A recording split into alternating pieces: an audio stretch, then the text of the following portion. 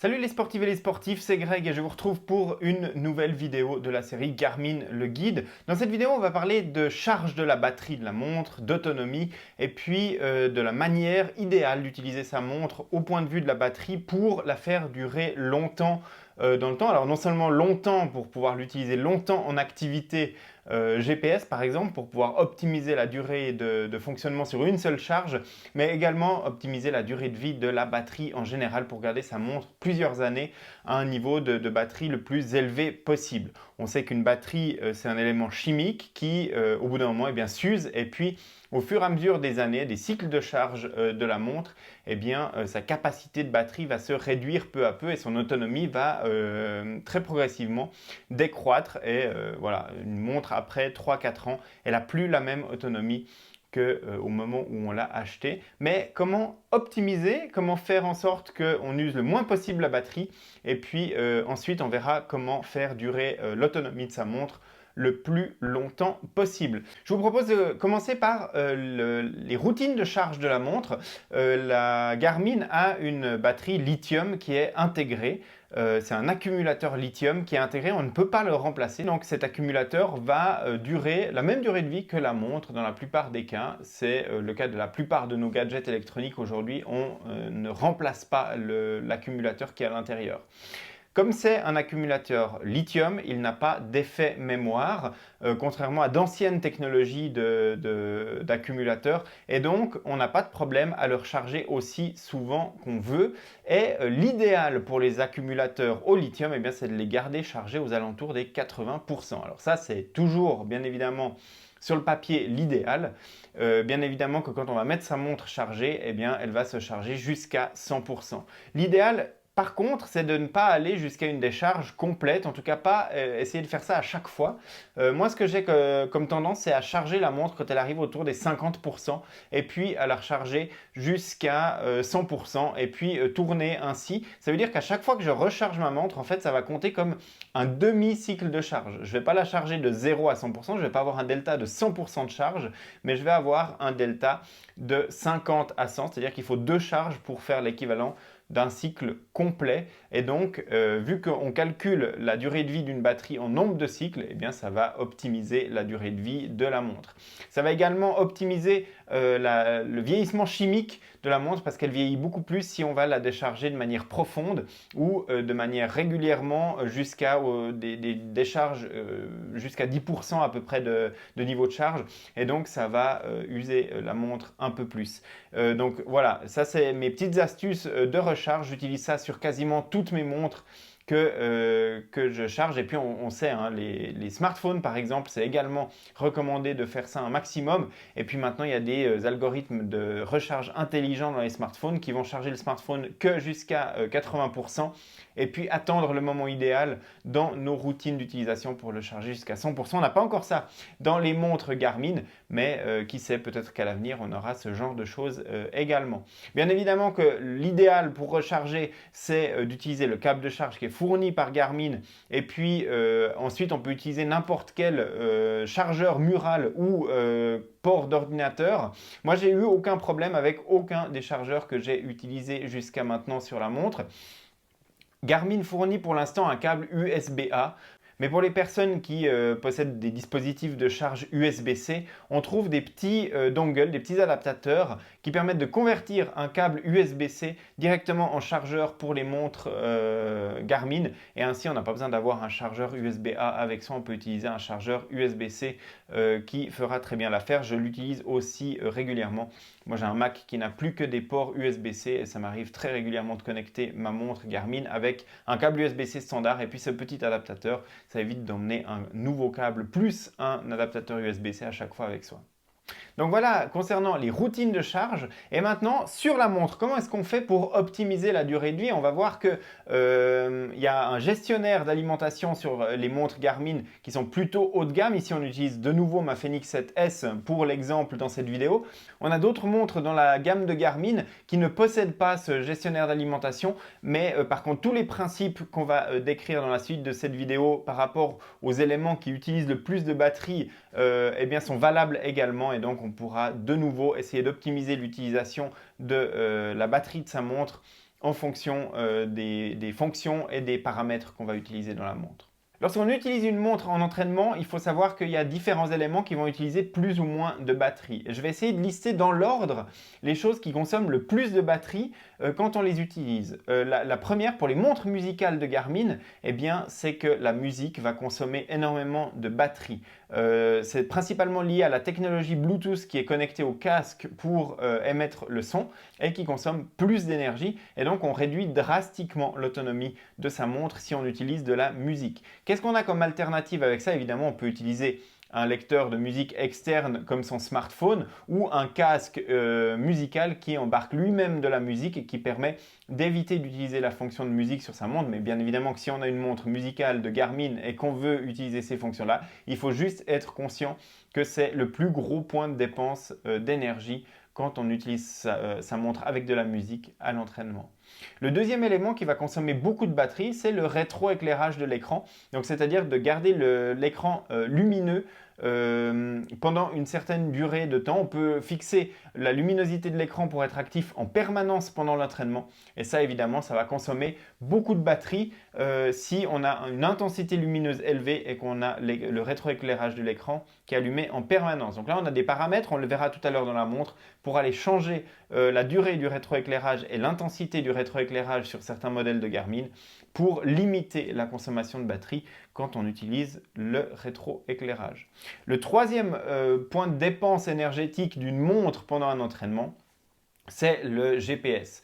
Et en fonction des conditions, eh bien, le GPS va utiliser plus ou moins de batterie. Si on est sur un terrain extrêmement dégagé, qui a une belle vue sur les satellites, ça consommera un peu moins de batterie que si on est dans un canyon où on capte peu de signal satellite, parce que la montre va faire beaucoup plus de triangulation avec des satellites différents en fonction de la situation et utiliser plusieurs systèmes, et ça va utiliser plus de batterie. Donc la consommation GPS est en général une consommation qui draine quand même pas mal la batterie, mais on ne peut pas dire précisément combien ça va consommer parce que ça dépend des conditions d'utilisation. Ça dépend aussi des paramètres qu'on va utiliser dans le mode GPS. Et là, eh bien, les montres Garmin actuelles proposent plusieurs types de configurations, soit d'utiliser le GPS seul, qui est l'option la plus économique, jusqu'à tous les systèmes GNSS qui sont disponibles, plus le GPS double fréquence sur certains modèles.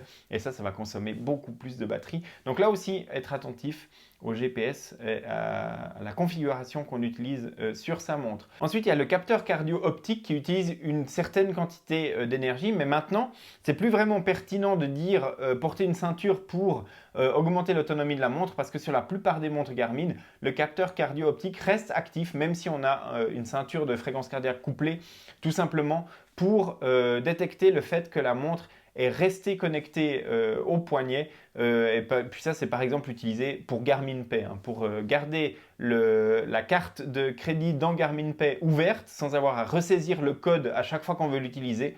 Eh bien, il faut que la montre soit portée en permanence. Dès qu'on enlève la montre, ça va demander le code pour déverrouiller Garmin Pay. Et là, eh bien, le capteur cardio-optique est clairement utilisé pour ça. Et donc, il reste actif sur les montres qui supportent Garmin Pay et d'autres fonctionnalités. Il y a d'autres algorithmes qui utilisent aussi le cardio optique même quand on a une ceinture. Et dans ce cas-là, eh bien, on ne peut pas le désactiver. Et après, il y a d'autres paramètres sur la montre qui vont utiliser de la batterie plus ou moins, de manière plus ou moins importante en fonction de leur paramétrage en dehors d'une activité sportive. On a par exemple certains watch face qui vont utiliser plus d'énergie si on a des informations qui sont actualisées en permanence. Par exemple, si on a une complication sur son watch face qui affiche la fréquence cardiaque en continu, eh bien ça va utiliser plus d'énergie parce qu'à chaque seconde ou chaque 10 secondes, la montre va aller chercher l'information de la fréquence cardiaque et actualiser l'affichage et ça va consommer un peu d'énergie. Certains watch face Connect IQ, si ils ont été développés avec d'anciens frameworks Connect IQ, donc avec d'anciennes versions, ou alors s'ils ont été développés de manière non optimale, eh bien vont consommer plus d'énergie également et donc vider la batterie de la montre plus vite. Donc si vous avez des problèmes de consommation de batterie sur votre montre, par exemple vous la mettez le matin et vous constatez qu'elle a perdu beaucoup de pourcentage jusqu'au soir alors que vous avez presque rien fait avec, vérifiez que vous n'avez pas un watch face Connect IQ, mettez un watch face de base de la montre et vérifiez si votre problème est toujours là, c'est peut-être un problème avec le watch face. Certains widgets aussi peuvent entraîner une dégradation de la batterie. Et puis la connexion Bluetooth avec le téléphone, On sait en particulier que sur certains modèles de téléphone, eh bien, la connexion nécessite plus d'énergie parce qu'il y a plus d'échanges avec le téléphone et ça va consommer plus de batterie. Donc voilà un petit peu tous les éléments qui vont impacter sur la consommation de batterie sur sa montre. Et évidemment que maintenant, on va aller dans le détail, voir comment c'est possible d'essayer d'optimiser un petit peu cette consommation de batterie directement sur la montre et puis de gérer certains paramètres. On va parler pas mal de gestionnaire d'alimentation. Je sais que ce n'est pas disponible sur tous les modèles de montres Garmin, mais on va aussi parler de la gestion du rétroéclairage et puis d'autres petits paramètres dans la montre. Voilà, donc on l'a dit, le premier élément qui va consommer de la batterie sur une montre Garmin, et en particulier sur un écran transflectif comme celui de la Fenix 7, eh bien, c'est le rétroéclairage. Et pour gérer le rétroéclairage, eh bien, on va le configurer déjà en fonction des conditions d'utilisation générale de sa montre. Par exemple, si je cours régulièrement la nuit, évidemment que j'aurai un besoin en rétroéclairage qui sera un peu plus grand que si je cours en pleine journée. Des conditions dans lesquelles l'écran est très lisible sans rétroéclairage. Donc ça va changer un petit peu. On a aussi le moyen de configurer le rétroéclairage de manière dissociée en fonction de l'utilisation de la montre en tant que montre connectée ou en tant que montre d'entraînement sportif. Donc pendant une activité sportive, le rétroéclairage fonctionnera différemment.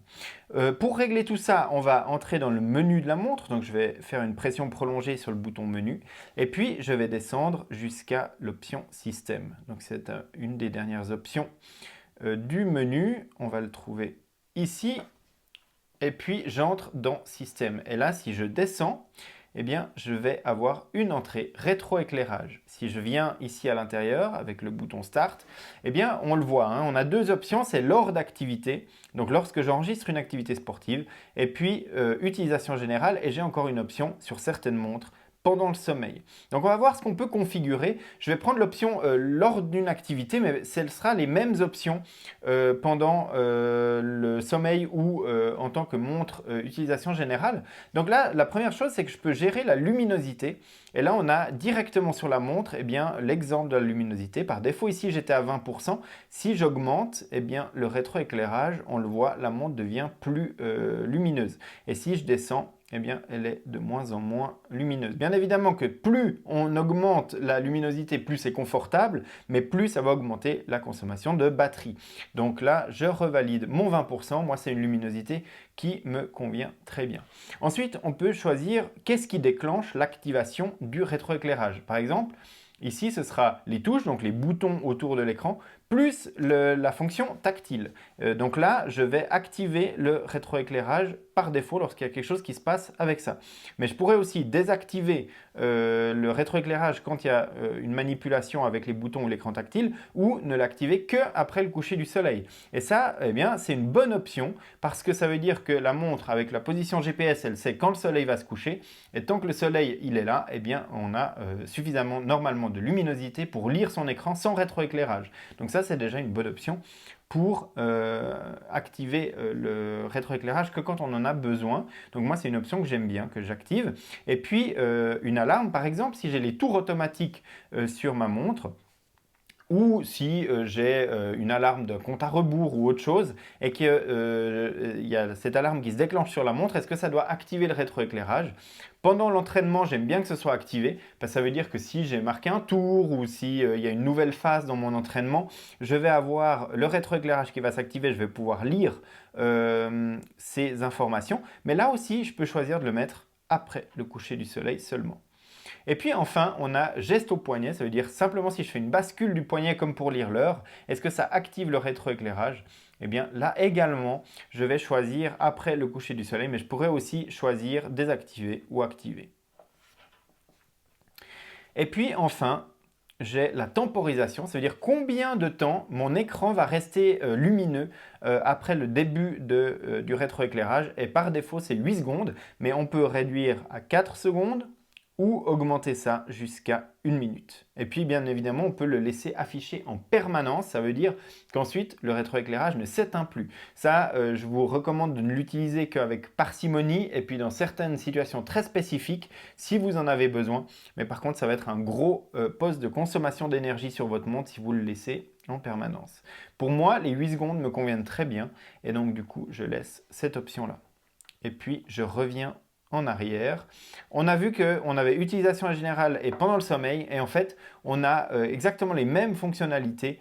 On peut gérer la luminosité, on peut gérer comment le rétroéclairage se déclenche. Ici, ce sera qu'avec les touches et puis l'écran tactile. Et puis, on a la temporisation. Mais pour moi, eh bien, pendant le sommeil, c'est désactivé et la luminosité n'est qu'à 5%.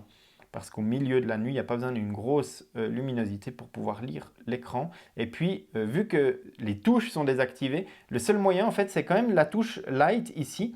Donc, le bouton lumière qui permet manuellement d'allumer le rétroéclairage. Et ça, pendant le sommeil, ça fonctionne. Donc, si j'appuie dessus, eh bien, le rétroéclairage va s'allumer.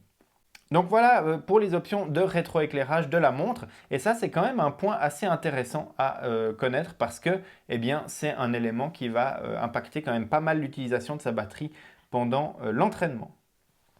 Ensuite, on a toutes les options d'économie d'énergie et ça, eh bien, c'est disponible sur certains modèles de montres outdoor et de modèles sportifs plutôt milieu voire haut de gamme.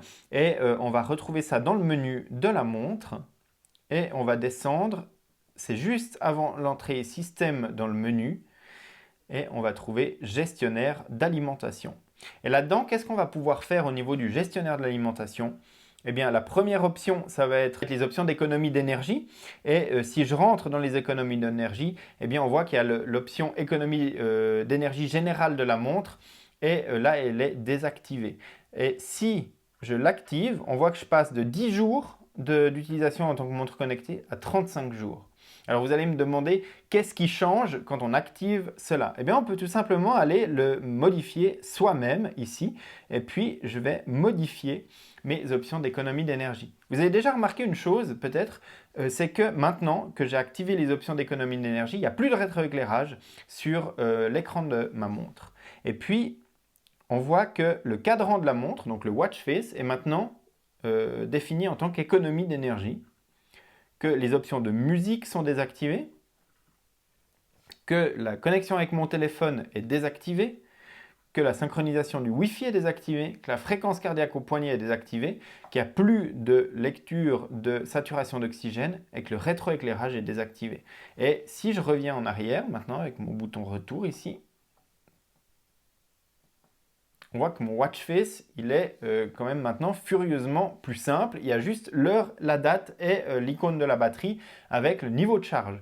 Donc voilà les économies d'énergie maximum de ma montre Garmin que j'ai activée en une seule option. Et on voit bien que ici maintenant l'autonomie estimée, elle est de 35 jours. Mais je vais revenir dans le gestionnaire d'alimentation parce que moi, je ne veux pas être aussi drastique, ou en tout cas pas maintenant. C'est une option qui peut être utile dans certaines circonstances, mais pas forcément tout le temps. Donc moi, je vais revenir dans le mode normal. Et puis maintenant, ce qu'on va pouvoir faire dans le gestionnaire d'énergie ici, c'est créer des profils. Et donc si je viens dans les modes d'alimentation, eh bien, j'ai différents profils qui sont déjà définis, comme l'utilisation prolongée, l'optimisation maximum de la batterie, le mode veste. Le mode veste, c'est simplement un mode qui est normal, mais qui désactive la fréquence cardiaque au poignet, par exemple, si on fait du ski et qu'on porte sa montre par-dessus sa veste. Et on voit sur les différentes options des petites icônes qui nous disent qu'est-ce qui est désactivé pour optimiser la batterie. Donc prolonger, il y a une option GPS, donc le petit satellite, qui est optimisé pour prolonger la batterie. Dans batterie max, eh bien, on voit qu'on a la fréquence cardiaque qui est désactivée, on a le watch face qui est un watch face de base, on a la connexion au téléphone qui est désactivée et puis la musique qui est désactivée. En mode veste, on n'a que la fréquence cardiaque. Et par exemple, je pourrais en ajouter un nouveau. Donc juste avant de commencer, moi je vais ouvrir Garmin Connect sur mon smartphone et puis je vais vous mettre ça ici à côté dans la vidéo, tout simplement parce que vous allez voir que c'est très utile d'avoir Garmin Connect qui est ouvert pendant qu'on fait cette manipulation, parce que je vais faire ajouter nouveau ici, et puis plutôt que de saisir un nom à mon profil en sélectionnant ici lettre par lettre, eh bien dans Garmin Connect, je vais tout simplement pouvoir ici saisir mon texte avec mon smartphone, et puis ici je vais mettre mon profil perso. Voilà. terminé. Et puis on voit que directement sur la montre, il a pris le texte. Et maintenant mon profil perso, eh bien, je vais pouvoir le personnaliser ici. Donc la première option, c'est le système satellite. Donc on peut désactiver, on va gagner 51 heures. On peut utiliser le GPS seul, ce que je vais faire. Et puis ça me permet de gagner 11 heures par rapport à mon utilisation GPS normale. Ensuite, j'ai la musique. La musique, je peux l'autoriser parce que voilà, si je ne l'utilise pas, de toute façon, elle ne va pas utiliser de batterie. Et si je l'utilise, eh bien, je sais que je vais péjorer mon autonomie. Mon téléphone, je ne vais pas modifier, je veux qu'elle reste connectée. La fréquence cardiaque au poignet, par contre, je vais la désactiver. On voit que je vais gagner 2 heures. Je vais la désactiver parce que je sais que j'utilise tout le temps une ceinture de fréquence cardiaque quand j'utilise un profil sportif et quand je fais du sport. La carte et la navigation qui consomment aussi un petit peu de batterie hein, si on suit un itinéraire ou si on fait de la navigation sur la carte. Moi, je vais l'autoriser ici. L'affichage, par contre, on peut désactiver l'affichage de la montre ou l'expirer. C'est-à-dire qu'au bout d'un moment, l'affichage de la montre sera noir. Mais on voit qu'on ne gagne qu'une heure. Donc, je vais le garder en permanent. Et puis, le rétroéclairage, dans mon profil perso, eh bien, je vais le désactiver. Et puis là, le gain en autonomie, il n'est pas vraiment quantifiable par la montre, puisque ça varie en fonction de l'utilisation. Si on utilise beaucoup le rétroéclairage ou pas, eh bien, ça va changer un petit peu les paramètres. Et enfin, les accessoires, donc c'est mes capteurs externes qu'on a vu comment coupler dans le dernier épisode. Bien évidemment, je vais les garder puisque je viens de vous dire que j'utilise une ceinture de fréquence cardiaque et donc que je n'ai pas besoin du capteur au poignet. Donc je vais garder les accessoires à autoriser et puis on voit que si je les déconnecte, je peux gagner environ 1 heure d'autonomie sur une activité sportive. Donc voilà, j'ai fini de configurer mon propre profil perso et je vais enregistrer mes modifications. Et on voit que j'ai mon profil perso ici. Et donc, je peux espérer 41 heures. Donc maintenant, si je reviens en arrière et que je veux démarrer une activité sportive, si je viens par exemple dans une activité de vélo, on voit que par défaut, ici, on va avoir 24 heures de mode autonomie estimé par la montre pour mon activité de cyclisme. Parce que par défaut, ici, je n'ai pas encore activé mon profil perso. Par contre, si j'appuie sur le bouton haut pour aller dans les options, je descends d'un niveau et j'ai le mode d'alimentation. Et ici, plutôt que standard, eh bien, je vais venir chercher mon profil perso. Et là, on voit qu'immédiatement, il a désactivé le rétroéclairage, ce que je lui ai demandé dans mon profil. Et puis, si maintenant je reviens au début de mon activité de vélo, eh bien, je suis passé à 37 heures d'autonomie estimée. Donc, voilà un moyen simple pour créer des profils en fonction de ce dont on a besoin au niveau de l'autonomie. Et puis, ainsi, on peut optimiser son utilisation de batterie sur sa montre Garmin. Et puis enfin, si on revient dans le mode de gestionnaire d'alimentation dans le menu, donc je descends dans le menu, dans le gestionnaire d'alimentation, ici, je rentre et on a d'autres options en dessous. Par exemple, est-ce que j'affiche les pourcentages de batterie restants? Parce qu'actuellement, on l'a vu hein, sur ma montre, j'ai le nombre d'heures estimées. Mais moi, j'aime bien quand même aussi avoir le pourcentage de ma batterie, comme ça je sais où j'en suis. Et puis surtout, ça me permet, dès que je vois 60% ou 50%, eh bien, de mettre ma montre en charge. Et puis comme ça, je sais que j'optimise un petit peu ma recharge. Je vais garder l'affichage de la durée estimée de la batterie. Donc ça veut dire que normalement, j'aurai les deux informations côte à côte. Pas dans le widget ici, malheureusement. Mais par contre, si je viens dans le menu, eh bien, on voit que là, en haut, maintenant, je vois... là, j'ai les fonctionnalités tactiles. Mais si je viens dans le menu ici, général de la montre, on voit qu'en haut maintenant ici j'ai le pourcentage de la batterie et la durée estimée en jours d'utilisation de ma montre. Et donc là j'ai les deux informations. Et maintenant si je viens ici et que je vois que j'ai 55% par exemple de batterie, mais je sais que c'est le moment pour moi de recharger ma montre Garmin. Donc voilà quelques astuces pour optimiser la durée de vie de la batterie de sa montre Garmin et gérer l'autonomie de sa montre. Donc voilà pour cette vidéo par rapport à l'autonomie, la gestion de la batterie et puis les petits paramètres de gestion de l'alimentation sur la montre Garmin. J'espère que cette vidéo vous aura été utile. Si c'est le cas, vous pouvez lui mettre un petit like. Vous pouvez vous abonner aussi à la chaîne YouTube de nakan.ch si ce n'est pas déjà fait. Comme ça, vous ne manquerez pas les prochains épisodes de Garmin le guide et puis vous ne manquerez pas non plus les prochaines vidéos que je vais mettre en ligne sur la chaîne YouTube. Je vous remercie d'avoir regardé cette vidéo. Je vous donne rendez-vous sur nakan.ch et les réseaux sociaux pour l'actualité du sport connecté. Et puis nous, on se retrouve dans une semaine pour un prochain épisode de Garmin le guide. À bientôt!